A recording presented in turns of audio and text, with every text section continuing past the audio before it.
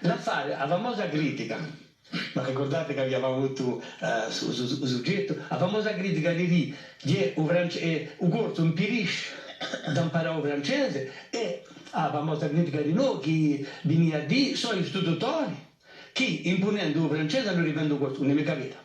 E la mia posizione, che è un po' minoritaria, è dire che non mi capita, ma ci non capisce che gli istitutori fra le due guerre, la lingua che era in pericolo, non era mica un corso, era il francese che nessuno parlava, un corso sbazzava per porte, per i portelli, si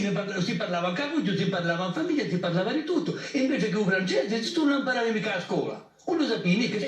se tu lo sapevi mica, oppure mica aveva un mistero. Io mi ricordo certi istitutori, per imparare a scrivere il francese ti parlavano corso, ma ricordo la parola battata, dicevano di un corso bastardo, e sapevano che c'era un diavolo, e si vanno di quelle. Ma sicura, poi finale, tutte le finali con tu pronunciano mica sciau, e atto, piombo e tanto, infine, un corso, erano per certi maestri intelligenti, era un affollo, ma non è mica che erano i maestri che hanno tombo a lingua corsa. Allora, Mariano appena